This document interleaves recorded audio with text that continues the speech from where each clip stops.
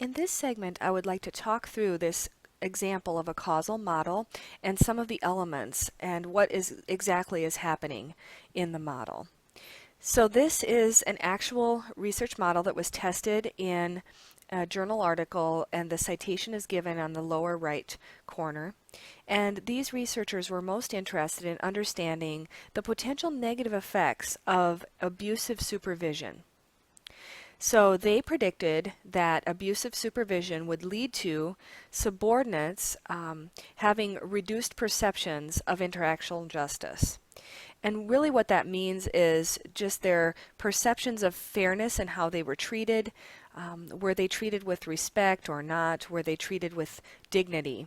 And so again, there's this negative association which can be seen in the negative 0.17 that is significant above that arrow. So that means that there's the more abusive the supervisor was, the less the subordinates felt like they were being treated fairly, and that makes sense. And then that in turn would lead to those subordinates performing certain behaviors. So we have three potential outcomes. We have OCBO, which means organizational citizenship behavior, and this is benefiting the organization.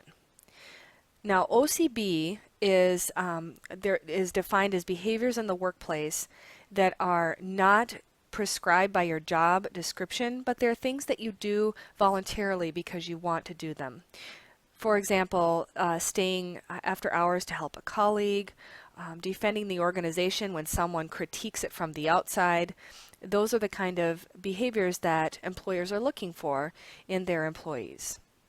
And so OCBOs are those behaviors that benefit the org, and then OCBI, the second outcome, are behaviors that impact the individual. So this is more interpersonal altruism and caring, helping out when needed, etc.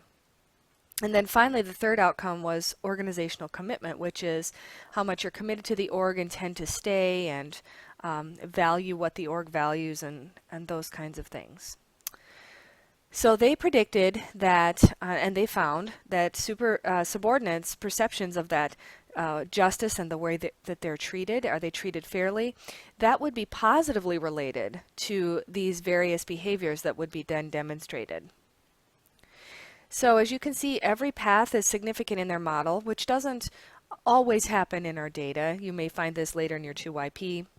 I wish you all the success to find positive significant relationships, but in this case they did. They saw significant relationships on all the paths.